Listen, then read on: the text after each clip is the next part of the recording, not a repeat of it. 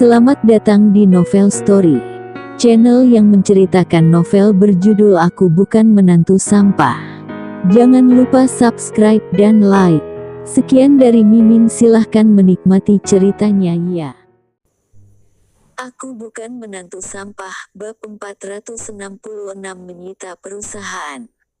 Punggung Dewi menghadap ke kamera ponsel, dan berkata sambil mencari pakaiannya, beberapa hari kemudian aku akan pergi ke kota Wasa untuk menandatangani kontrak, sampai saat itu aku akan menemuimu.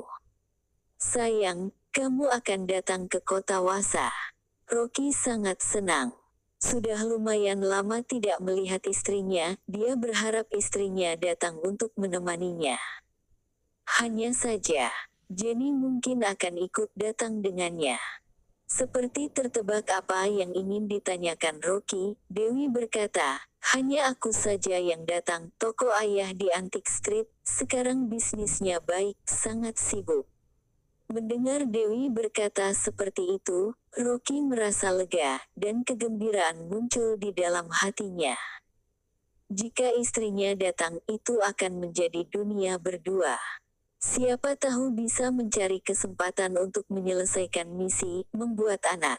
Memikirkan hal ini, tubuh Rocky terasa panas, dan terus menatap punggung Dewi. Walaupun bentuk tubuh istrinya tidak montok, tetapi juga bergelombang, bagian yang seharusnya besar sama sekali tidak kecil.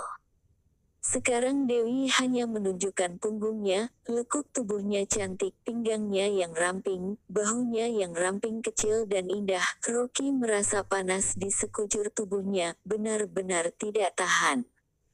Saat ini, Dewi memakai pakaian dalamnya. Rocky membayangkan dalam benaknya, dan mimisannya hampir muncrat ke layar. Tetapi, Dewi sangat cepat sudah berpakaian. Dia mengenakan kemeja putih profesi yang ketat, berpakaian dengan rapih, baru berbalik. Waktu 10 menit sangat cepat sudah habis. Dewi menutup panggilan video, tetapi Rocky masih belum puas. Tetapi dia sangat senang begitu berpikir istrinya akan segera datang ke kota Wasa. Dewi baru membuka pintu kamar, tiba-tiba ada bayangan orang yang berkata aduh, dan kepalanya menabrak ke dalam. Dia tertegun sejenak dan segera bertanya, ibu, kamu menguping aku menelepon lagi? Jenny memegang kepalanya, duduk di lantai dengan kekalutan, berdiri dan berkata dengan tersenyum, aku hanya ingin mencari sesuatu. Ibu, kamu sudah berkali-kali seperti ini. Dewi merasa tidak berdaya.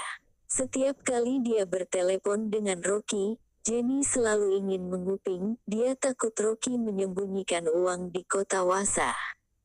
Jenny berdiri, langsung meraih Dewi dan bertanya, putriku, kamu akan pergi ke kota Wasa. Karena sudah didengar, Dewi juga hanya bisa mengangguk dan berkata, pergi untuk membicarakan bisnis. Begitu dia selesai berbicara, Jenny langsung buru-buru berkata, aku akan ikut denganmu juga. Ibu. Dewi merasa pusing, dan berkata, aku pergi untuk perjalanan bisnis, ngapain kamu juga ikut pergi ke kota Wasa? Jenny berkata, aku pergi untuk melihat apa yang dilakukan Rocky di sana. Sudah begitu lama masih belum kembali, siapa tahu dia sudah memberikan villaku kepada orang lain. Dewi mendorongnya dengan kesal, ibu, bukankah kamu sudah meminta paman Rino Su tinggal di villa untuk membantumu mengawasinya? Selain itu namamu sudah ditambahkan ke villa itu, tidak ada yang bisa mengambilnya. Bukankah masih ada villa yang lain lagi? Jenny mengejar, dan berkata dengan sambil tersenyum, villa itu aku sudah memikirkannya, berikan pada Rino untuk dia tinggal. Rino tidak ada tempat tinggal di kota Wasa. Ibu, walaupun Rocky setuju, aku tidak setuju. Setelah Dewi selesai berbicara, dia langsung keluar. Menyuruh suaminya untuk menghidupi keluarga pamannya. Mana ada logika seperti itu? Bahkan ibu kandung sendiri yang mengatakan juga tidak bisa. Dewi sangat tenang, tetapi Jenny sangat marah. Setelah Dewi keluar, dia duduk di sofa dengan sangat kesal. Benar-benar anak perempuan yang sudah besar akan menjadi milik orang lain, bahkan paman sendiri juga tidak dipedulikan. Pasti Rocky si sampah itu, dia menghasut putriku di telepon.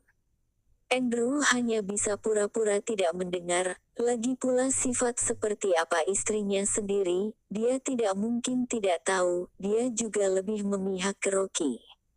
Saat ini, ponsel Jenny berdering. Dia melirik panggilan itu, dia langsung mengambil ponselnya dan menyelinap ke dalam kamar secara diam-diam. Andrew tidak tahan dan bertanya, siapa yang menelepon? Oh, seorang teman.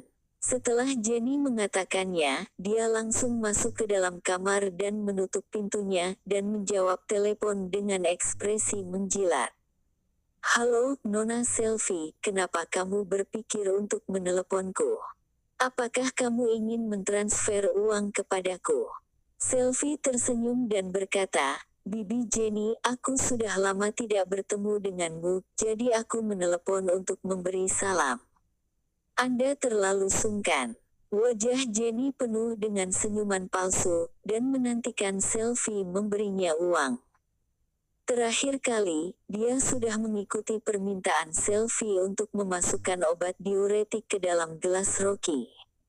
Walaupun rencana untuk memasukkan obat tidak berhasil, tetapi Selvi tetap memberinya 5 miliar. Jenny sangat senang sampai tersenyum bahagia. Di hari itu juga dia merahasiakan itu dari keluarganya, dan langsung memasukkan uangnya ke rekening Rino Su.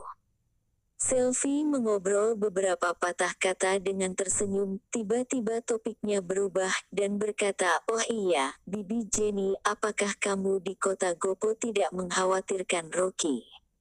Begitu menyebut Rocky, Jenny langsung tidak senang, dan berkata dengan kesal, bagaimana tidak khawatir, apa yang dia lakukan di sana aku sama sekali tidak tahu. Selvi berpura-pura tersenyum dan berkata, aku tahu sedikit informasi mengenai menantumu. Tepat setelah kalian pergi, dia merekrut seorang sekretaris perempuan lagi, dan dia sangat cantik. Apa, dia merekrut sekretaris perempuan? Begitu mendengar Jenny langsung marah, sampah brengsek itu ternyata begitu mesum dan berani. Bibi Jenny, aku sih tidak mengatakan apa-apa.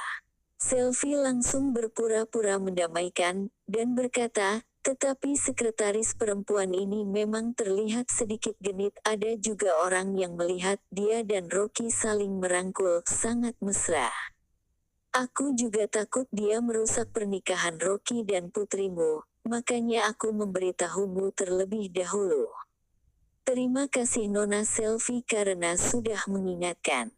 Jenny sangat bersyukur, dia juga sangat benci dan dendam terhadap Rocky. Selvi melihat tujuannya sudah tercapai, tertawa palsu, dan berkata, sudah aku tidak akan banyak bicara. Akhir-akhir ini perusahaan Rocky menghasilkan banyak uang, dia juga memegang saham perusahaan, hal ini kamu tidak tahu kan? Dia memiliki banyak uang, tidak tahu berapa banyak yang akan dia berikan untuk kalian.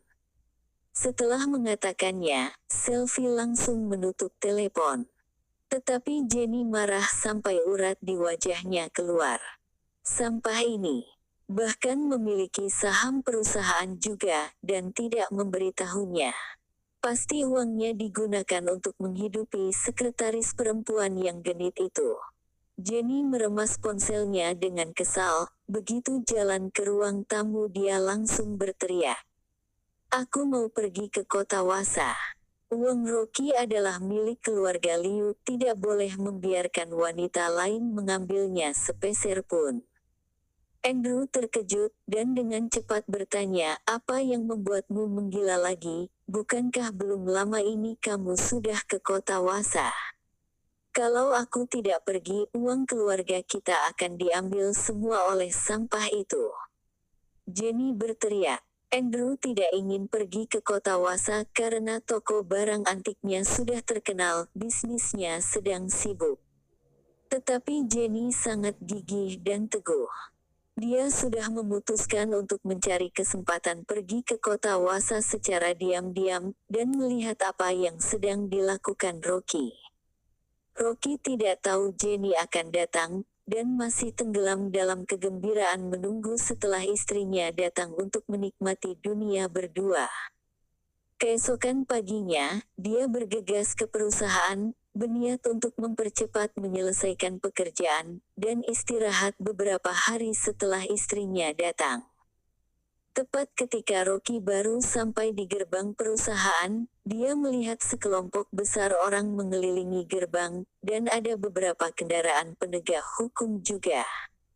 Wajahnya menjadi serius dan berjalan dengan langkah besar. Apa yang terjadi? Begitu Dini melihat dia segera berjalan ke arahnya dengan cemas. Direktur Rocky, akhirnya Anda datang. Barusan beberapa mobil dari Biro Penegakan Hukum datang, dan mereka bilang ingin menyita perusahaan kita. Terima kasih telah menonton, jangan lupa like, komen dan subscribe ya teman-teman agar saya semangat melanjutkan novel ini.